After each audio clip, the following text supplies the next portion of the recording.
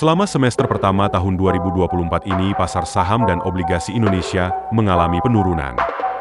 Investor asing tercatat melakukan net sell besar-besaran. Namun memasuki semester kedua, ada perubahan pasar di mana indeks harga saham gabungan mulai bangkit, dipimpin saham-saham big caps yang mulai pulih setelah penurunan yang cukup signifikan. Investor melihat saat ini pasar saham Indonesia sedang undervalue dan fundamentalnya masih kuat. Sentimen penurunan suku bunga The Fed dan meredanya pelemahan mata uang rupiah diperkirakan jadi salah satu pendorong kenaikan IHSG di awal paruh kedua tahun 2024 ini. Kenaikan IHSG ini diproyeksi akan terus berlanjut sampai akhir tahun. Meskipun demikian, investor perlu waspada akan perubahan dinamika global maupun domestik. Apa saja yang perlu dilakukan investor dan saham-saham apa saja yang menarik dikoleksi di tengah potensi rebound IHSG? Berikut adalah analisis dan tips dari Arjun Ajwani, Research Analyst Infovesta Capital Advisory. So kalau kita lihat ada berbagai isu ya yang pasar perlu mempertimbangkan, maupun dari domestik atau global. Kalau kita lihat dari sisi global, pasti ada kelanjutan tensi geopolitik seperti perang Israel-Hamas. Dan kalau kita lihat, tensi geopolitik itu sangat membuat harga energi volatile. Volatilitasnya meningkat ketika ada isu baru.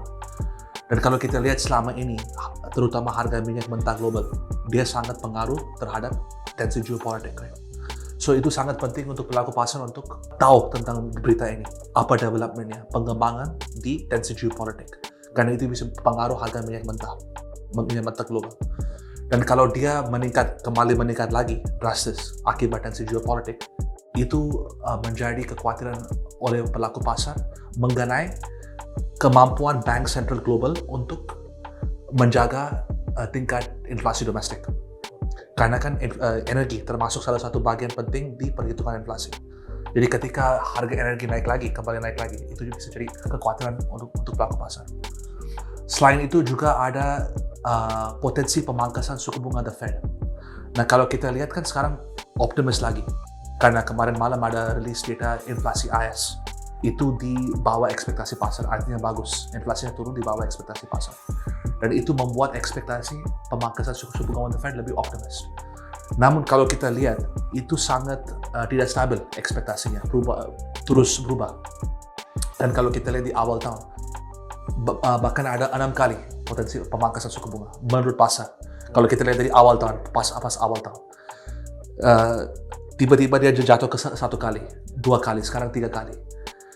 Berdasarkan konsensus terkini ya. Jadi kemungkinan ya akan ada 1 atau 2 kali pemangkasan suku bunga The Fed sebelum akhir tahun.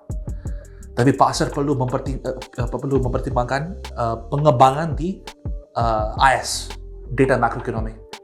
Ada perubahan data makroekonomi gimana kayak gitu. Karena itu akan sangat berubah atau pengaruh konsensus pasar mengenai potensi pemangkasan suku bunga The Fed. Right? Itu sangat tidak stabil. Jadi pelaku pasar disarankan untuk review data makroekonomi AS setiap minggu atau setiap 2 minggu, data penting, dan gimana itu akan berubah ekspektasi pasar mengenai pemangkasan suku bunga The Fed. Kalau kita lihat dari domestik juga ada risiko seperti nilai tukar rupiah. Kan kalau kita lihat dia udah terlalu tinggi. Meskipun sekarang sejak beberapa minggu mulai apresiasi lagi. Tapi pelaku pasar perlu melihat mana ada level support resistance-nya. Kalau tiba-tiba secara ekspektasi, tidak diekspektasikan, dia naik atau depresiasi maksudnya. Apa yang perlu dilakukan? Aksi apa? Atau kalau dia apresiasi tiba-tiba kencang. So, pasar perlu mempertimbangkan level kuncinya mana untuk membantu ambil keputusan investasi. Right? So ada berbagai risiko. Ada juga risiko transaksi berjalan atau current account deficit yang cukup negatif saat ini. Volatilitas di neraca perdagangan juga, meskipun masih surplus, dia agak volatile. So ada berbagai sisi, maupun dari sisi domestik atau sisi global.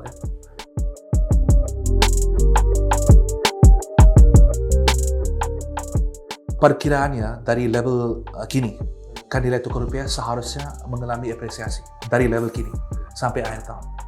Sehingga dampaknya positif seharusnya. Karena kan ada ekspektasi pemangkasan suku bunga The Fed nanti di bulan September. Sedangkan ekspektasinya BI akan mempertahankan tingkat suku bunga di level yang kini saat ini.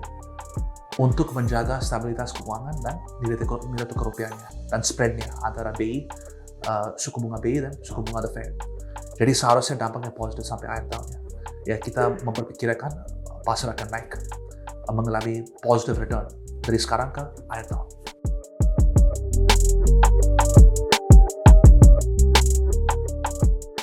Memang betul sampai sekarang kalau kita lihat dari semester pertama, investor asing memang keluar maupun dari pasar obligasi atau pasar saham, mereka net sell. Namun ekspektasinya ini akan berubah di semester kedua sekarang. Ekspektasinya akan net buy, maupun untuk pasar obligasi atau pasar saham. Kalau kita lihat dari pasar saham, kenapa? Karena fundamentalnya masih kuat. Valuasinya pada saat ini sangat menarik, undervalued. Kalau kita lihat IISG, PR ratio-nya dibandingkan pasar saham peer group-nya, negara lain, itu cukup undervalued. Fundamentalnya masih kuat, big caps-nya. Dengan ekspektasi juga ada pemangkasan suku bunga The Fed, itu memberikan sentimen positif pasar. Sehingga ekspektasinya akan ada net buy investor asing ke pasar saham maupun untuk pasar obligasi. Karena sekarang pada saat ini harga obligasi juga cukup murah karena yield-nya cukup tinggi. Dan ekspektasinya yield-nya akan turun sehingga harga bisa naik, ada potensi untuk mendapatkan capital gains. So ekspektasinya dari sekarang sampai akhir tahun investor asing akan net buy maupun di pasar obligasi atau pasar saham.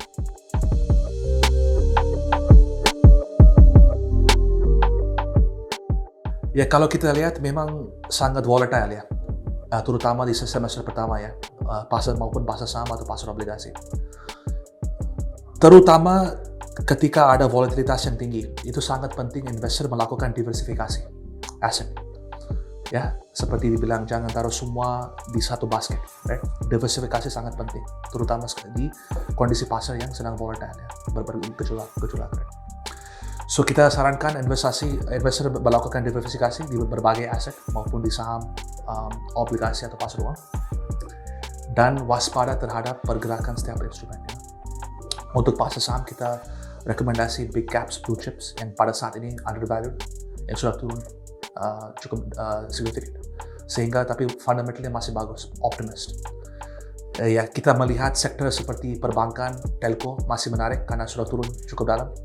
Ya ada beberapa saham big caps yang sebenarnya fundamentalnya kuat dan valuasinya juga cukup menarik setelah dia udah mengalami penurunan cukup signifikan.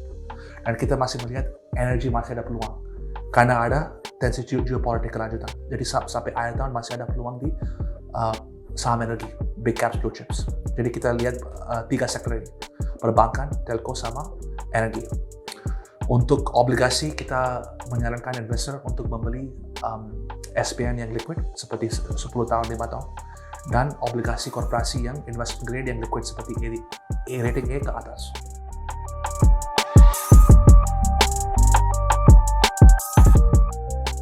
So sebagai contoh, kalau kita lihat Telkomsel sekarang saat ini, dia masih undervalued. Meskipun sejak beberapa hari dia lagi naik. Secara valuasi, right? Price to book value, price earnings dia undervalued saat ini. Fundamentalnya masih kuat, sehingga ada potensi kelanjutan kenaikan harga. BRI juga sama. So ada berbagai saham di setiap sektor yang masih menarik untuk dikoleksi.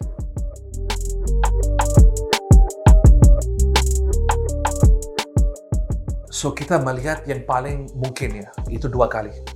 Ya, 1 kali di September dan 1 kali di Desember sebelum akhir tahun.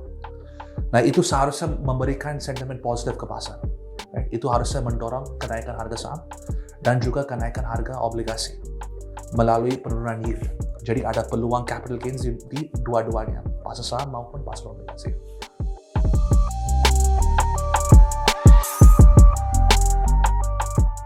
Kalau kita lihat untuk bulan Juli, right, terutama, kan barusan kemarin ada sentimen positif dari data inflasi AS.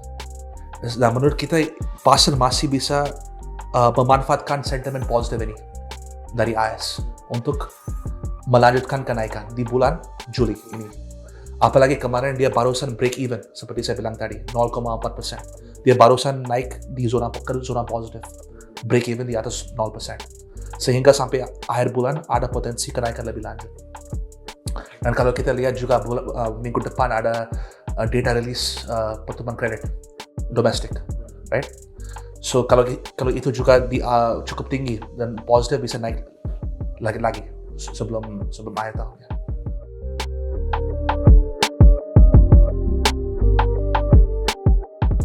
Kalau kita lihat tentang window dressing, itu sangat mungkin ya. Karena kalau kita lihat secara historis, di bulan Desember hampir selalu akan ada kenaikan harga saham ya. Indeks selalu naik, hampir selalu. Eksepsinya kemarin di tahun 2022. Dia turun di Desember.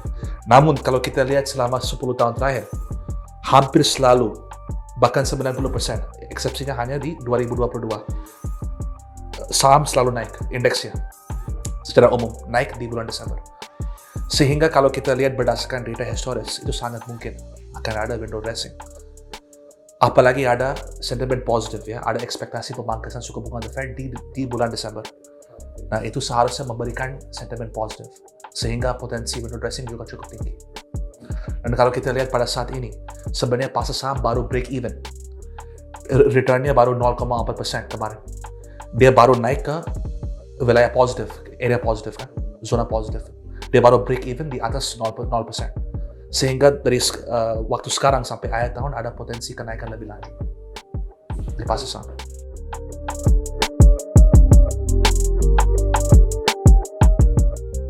Kurang lebih di 7.500, di atas itu, 7.500. Jadi kalau kita lihat dari tahun penuh, 4,15%. Tapi kan selama ini kan baru 0%, 0,4%. Jadi dari sekarang ke akhir tahun ada potensi 4,15% menurut kita kenaikan pasar saham indeksnya.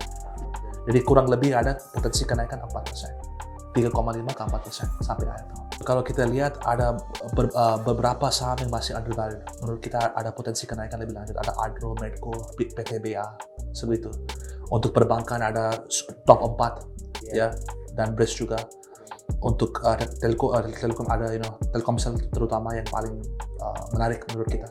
So, ada berbagai saham di beberapa sektor.